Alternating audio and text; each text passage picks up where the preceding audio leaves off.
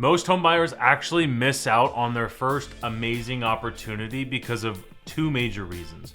They're not comfortable or confident enough with the home buying process in order to actually take advantage of what's going on. Now, if this is the first video that you're watching, this is video number 2 in a 4-part series breaking down the home buying process. In the last video, we talked about the research phase on if you're really early on in the process, or the first thing you should really do is figure out your research.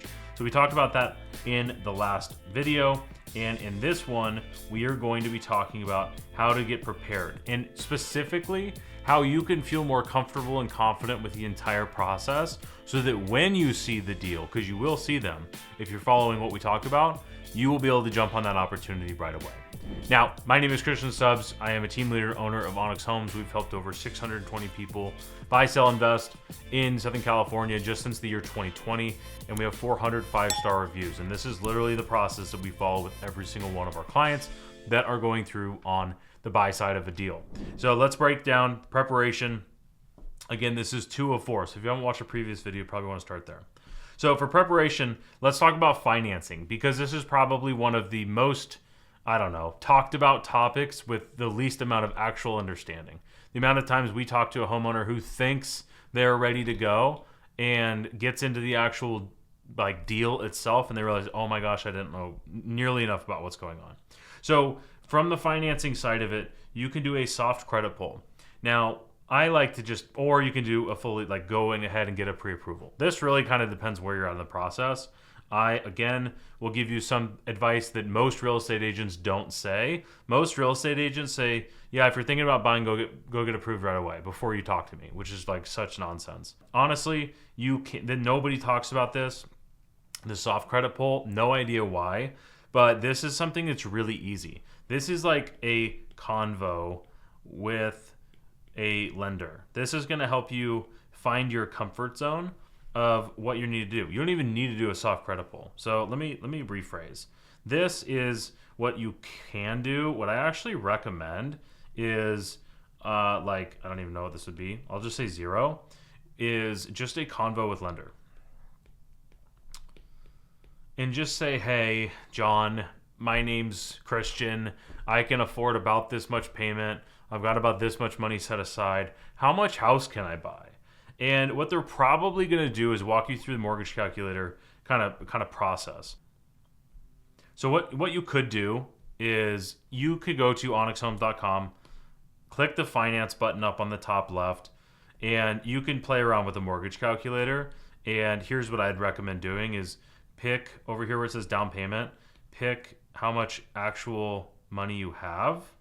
So if you have $50,000, write in $50,000 and then figure out what interest rates are. Just Google what are mortgage rates right now, and you can play around with this number, right? So if you're comfortable with $3,000 a month, and you have $50,000 down, then you would just want to try to find the price that's going to get you to that payment, right? So $500,000 with $50,000 down, that'd be a 10% down payment. You're at $3,800. So if you are between $3,000 and $4,000 a month was your comfort zone, that's a pretty good ballpark to start. Obviously, you're going to have more stuff to play with, but that's where a lot of lenders will help you walk through that situation. So that's the conversation with the lender. Honestly, if you're even remotely considering having or purchasing a property, I would highly recommend doing that. Soft credit pull is I'm buying in the next 6 months and I don't want to run my credit yet. No problem at all doing that. Once you know you're actually going to be buying, at least with 70% certainty, just go get at least pre-approval. So this would be the number one thing is as far as preparation. You can play with the mortgage calculator. You can go get a soft credit pull and just get a better idea, or you can actually do a pre-approval. Now, the big thing I want to talk about here, this does not mean you are not approved. Let me explain. Huge misconception here is that a pre-approval means you're good to go. It doesn't. It's not true. It's not how it works. So what it means is you should be good to go. So if you're talking to someone, we're going to talk about the different types of approvals here in a second. You're going to figure out what your lender is going to do and who you talk to. Now, again, if you want to reach out to us, you can go to Onyx Homes, go to finance, fill out the form, and will connect you with a lender that like is very good. But not all lenders are created equal, just like real estate agents aren't all created equal.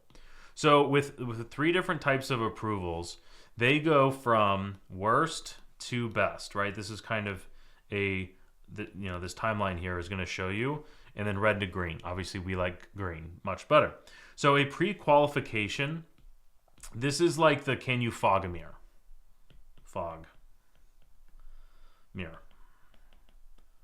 This basically just means you had a conversation with the lender and you said, hey, I make about this much money. I have this much money in savings. How much house can I buy? And they'll tell you a number. This means you have not started the process, right? Pre-approval is what has always been the gold standard. Right? This means you have done a loan app, like you've pulled your credit, loan application, you've pulled your credit, and you should be okay for that price. Pre-qualification means you have not started. Now, why am I talking about this? Is because it's incredibly important for the preparation of the home. You would not believe how many people that we talk to who are searching for a year at a $750 price point, and then once they actually go get pre-approved, they realize they're approved for $900. And they literally just spent an entire year window shopping, if you watched the last video, on the wrong price point. This is why it's important to talk to pre-approved. It's equally as important is we've talked to a lot of people, and this is this is way harder to see, is they're looking at $900,000, they go to get pre-approved, and they realize their budget's $650, and they've fallen in love with homes that look like $900,000. That really sucks. And a bad lender is going to just tell you a number and say, hey, here's a pre-qualification letter, here's a pre-approval letter, go shopping for a home. And then once you get your home, go write offers. Once you get your house into escrow, then I will start doing my job. And that is so incredibly lazy. But unfortunately, that's been the gold standard for a very long time, right? Gold standard. Pre-approval. Pre-approval is at least pretty close. Pre-qualification means absolutely nothing. So if you're 2 years out, this is totally fine, the pre-qualification. If you're actually looking to buy a home, not at all. Now, the fully underwritten approval letter, this is like cash. Fancy. What does that mean? This means you are pretty much 90%, 99% of the way there, and you are able to compete with cash offers. This right here, that's supposed to be a star. This is how we save our clients tons and tons and tons of money on their actual offer. Not even remotely counting the money that they save on a loan by working with a high quality lender. So those are the three different types of approvals. Let's talk about picking a lender. So there's different things to consider, and there's a very important thing I'm going to talk about here. So under the things to consider with the lender are interest rates. So not all lenders are the same for a lot of different reasons. But one of the big thing is some lenders are more expensive than others, and some are cheaper. Novel idea, but that's how it works. That is not shown in the interest rate. Let me triple underline this. How expensive a lender is not a factor of the actual interest rate that they quote you.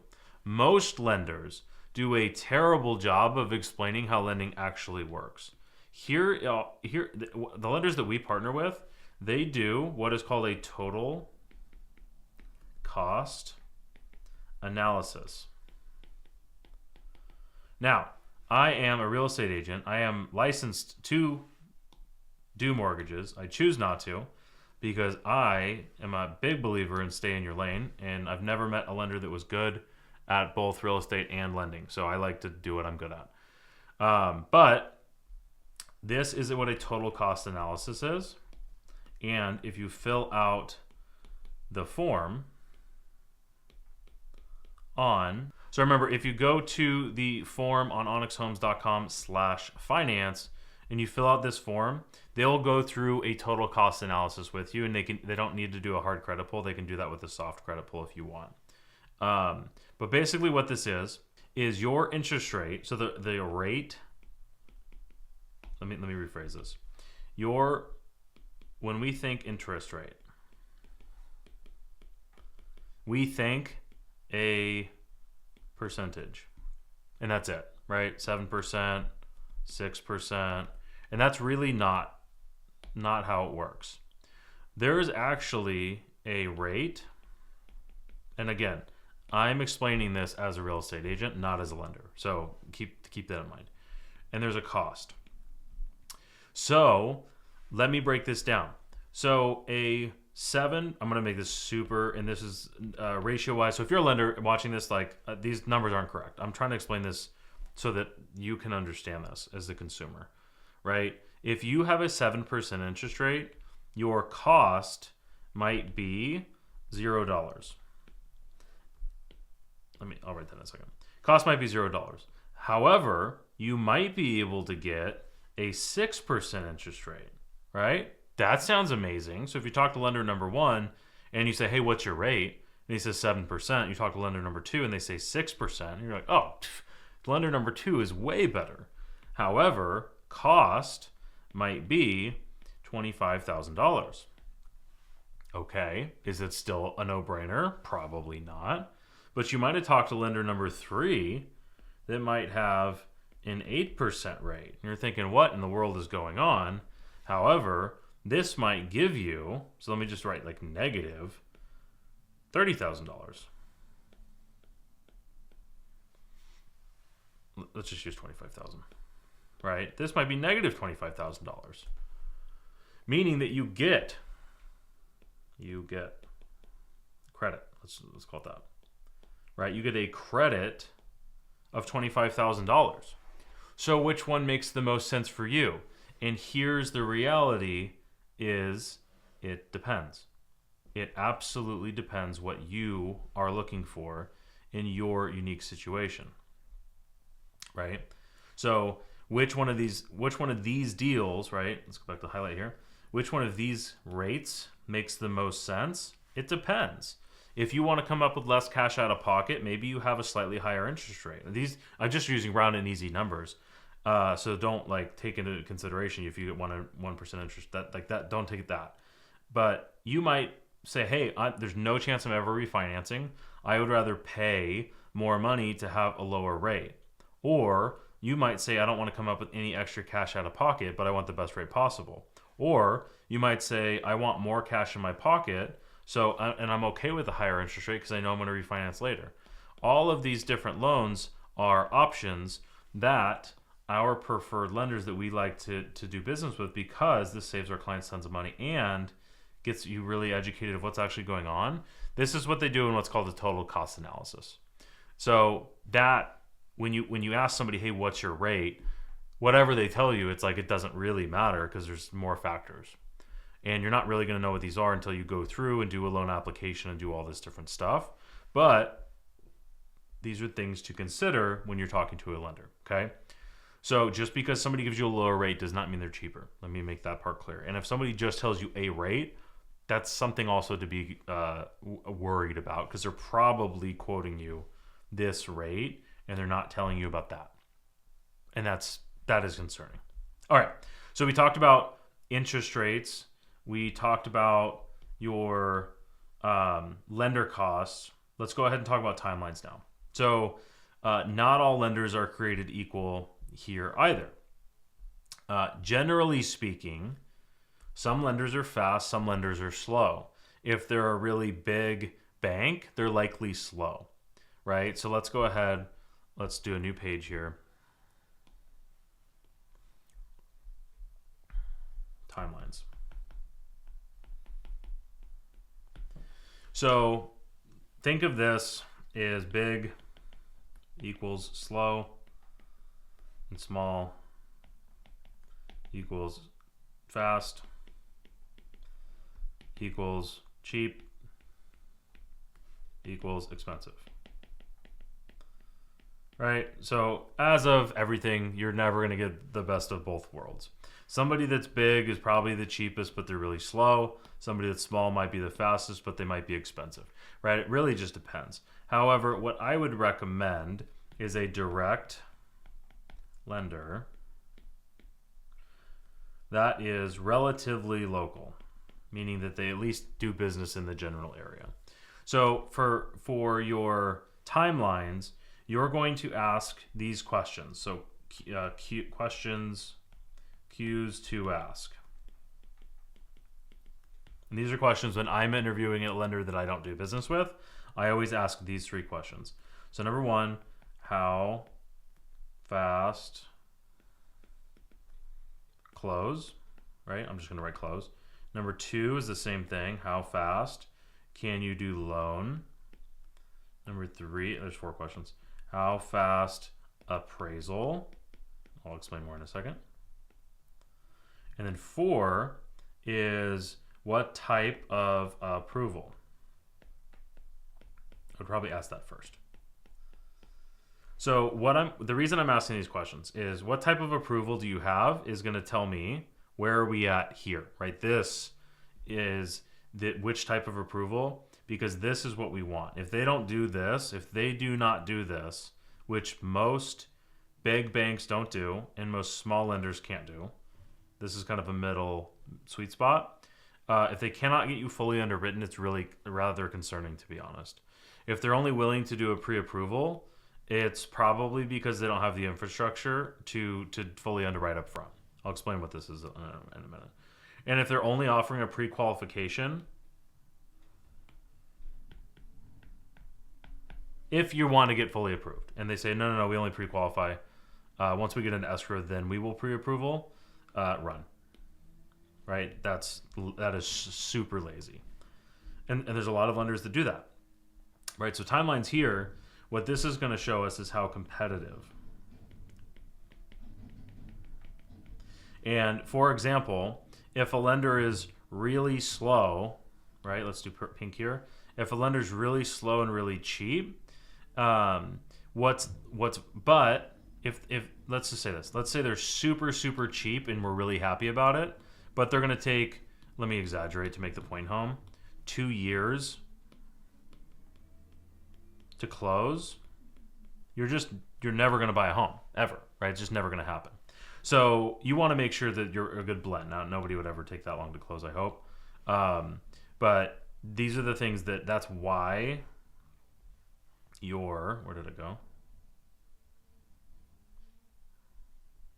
That's why the timelines matter, right? Now, the last thing that's on here is the different types of approval. So like I said, I know of lenders, we've done business in the past with lenders that will only do a pre-qualification. And the reality is every single buyer that goes through that mortgage company has to pay more money because the lender is lazy. And that's just the reality of it. So this is why picking your lender is really important. Let's do a recap really quick. So in preparation, we're talking about financing a lot here. So you want to make sure you have a conversation with the lender absolutely first. If you want to do a soft credit pull before you do the full one, it's not a bad idea. Understanding that just because you're pre-approved does not mean you are actually approved for a loan. You have to, this is minimum. Let me do a block here. So your minimum is a pre-approval. Ideally, you have a fully underwritten offer. Things to consider is the interest rate, obviously, but do not listen to just that. You want to do more of the total cost analysis. You want to understand what the timelines are and what type of approval you have. Right? We talked about the total cost analysis as well too. So let's talk about understanding the process. The big thing here is we do this with all of our clients in what we call a buyer strategy session. So this is where you get prepared for how to actually take advantage of the market. Now, the preparation phase, honestly, most of it's not that hard. The financing is the part where you have to just do actual work. You have to call a lender, you have to put in a loan application, you have to get some documents for them. Like, that's work for you. The rest of it is we do with you. We do with our clients, I should say. And we call it a buyer strategy session. Now, this is generally speaking a 45-minute or so presentation where we'll go through how exactly our clients are taking advantage of the market. We'll share with you how we keep you protected through the entire process, and we will also share with you how we get the best deal possible.